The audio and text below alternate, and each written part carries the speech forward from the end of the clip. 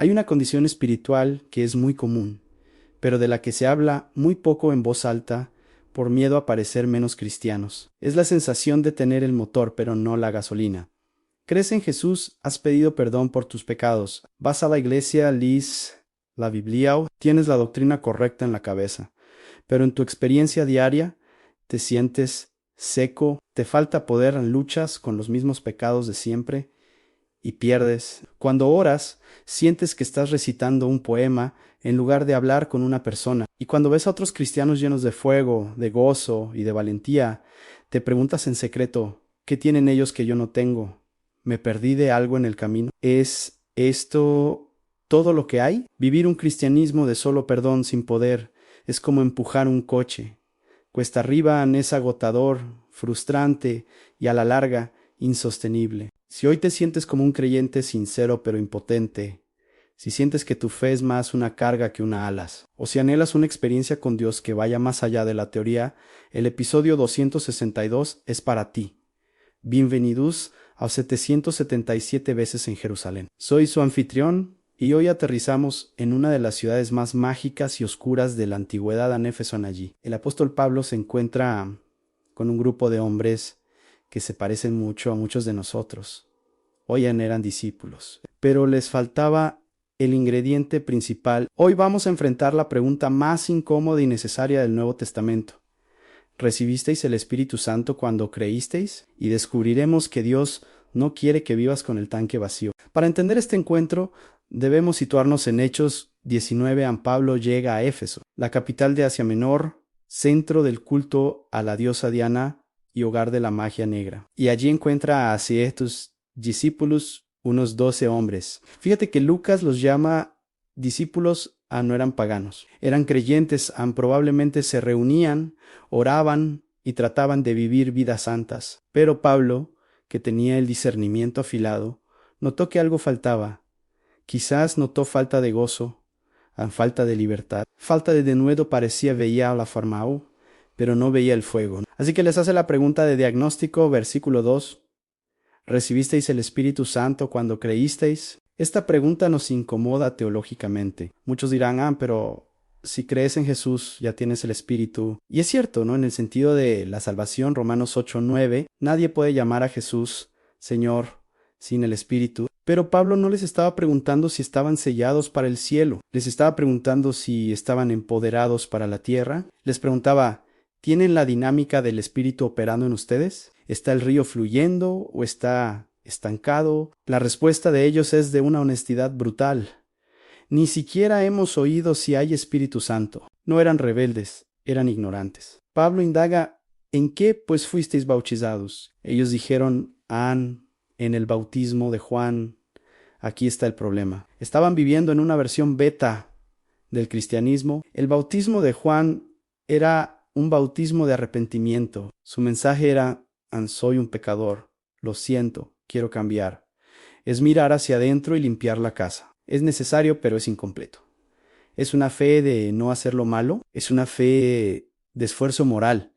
Tengo que portarme mejor. Y eso cansa porque la carne no puede vencer a la carne. Pablo les explica la actualización, versículo 4.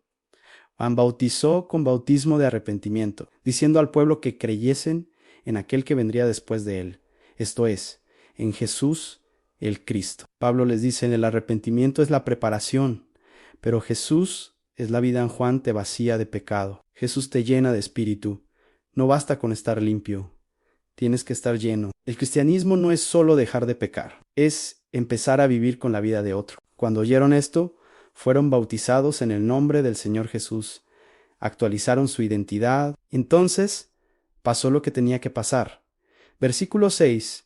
Y habiéndoles impuesto Pablo las manos, vino sobre ellos el Espíritu Santo, y hablaban en lenguas y profetizaban. ¡Boom! El motor arrancó. De repente, estos 12 hombres tranquilos y secos explotaron en alabanza sobrenatural. Hablaban idiomas que no conocían, profetizaban, hablaban de parte de Dios. Pasaron creyentes de Juan tristes y esforzados a ser testigos de Jesús, llenos y poderosos. La diferencia no fue intelectual, fue experiencial. El Espíritu Santo dejó de ser una doctrina para convertirse en una realidad eléctrica en sus cuerpos. Ahora, ¿por qué es tan importante esto? Porque Éfeso era una ciudad llena de poderes demoníacos reales. Una fe intelectual no sobrevive en Éfeso.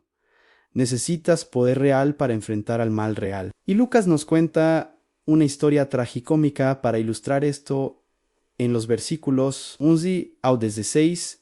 Pablo estaba haciendo milagros extraordinarios, de tal manera que aún se llevaban a los enfermos los paños o delantales de su cuerpo, y las enfermedades se iban de ellos, y los espíritus malos salían. Eneota, el poder de Dios es tangible, puede impregnar la materia, pero había unos exorcistas ambulantes judíos, los 7 hijos de un tal Esceva, que vieron esto y pensaron que era una fórmula mágica. Dijeron, vamos a usar ese nombre también, y encontraron a un hombre endemoniado, y le dijeron, os conjuro por Jesús, el que predica Pablo. Fíjate en la frase en el Jesús que predica Pablo. Ellos no conocían a Jesús, no tenían relación con él en solo, usaban su nombre como un abracadabra prestado, tenían religión de segunda mano, y el espíritu malo, desde dentro del hombre, les respondió con una lucidez aterradora: Aná,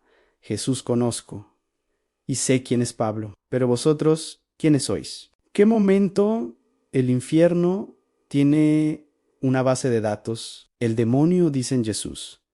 Claro, es el rey. Tiemblo ante él, Pablo. Sí, ese hombre está lleno del espíritu, su luz me quema, lo tengo fichado como peligroso.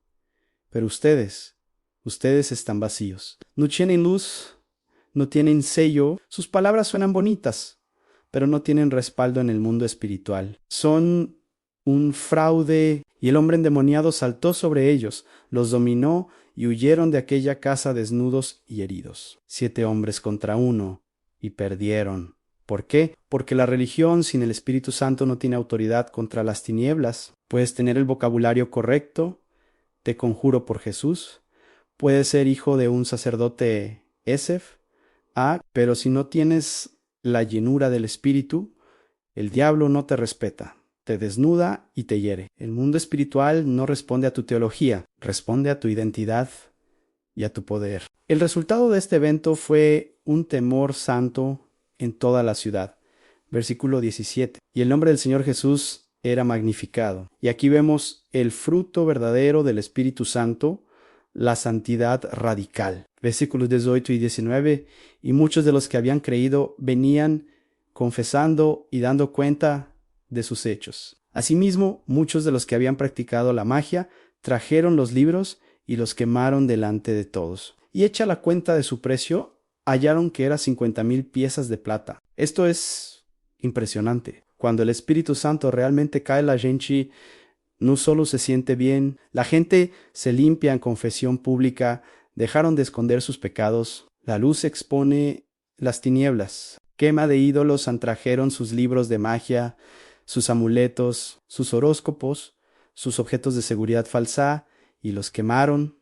No los vendieron, los quemaron. El valor era de 50,000 denarios. Un denario era el sueldo de un día. Estamos hablando de millones de dólares en economía actual. Fue una hoguera de vanidades. Cuando tienes el poder real, el Espíritu Santo, ya no necesitas el poder falso, la magia, el control, el pecado. El avivamiento en Éfeso no fue solo hablar en lenguas. Fue una transformación cultural y económica. La palabra de Dios crecía y prevalecía. Amado oyente, este episodio es un espejo para tu vida hoy. Te hago la misma pregunta de Pablo.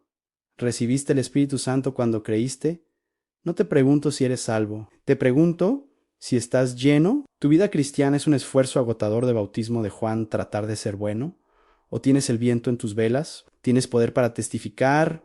¿Tienes gozo en la prueba? ¿Tienes autoridad sobre tus demonios personales? Si la respuesta es no o no sé, no te sientas condenado, siéntete invitado. Dios no quiere que empujes el coche, quiere que enciendas el motor. La promesa es para ti.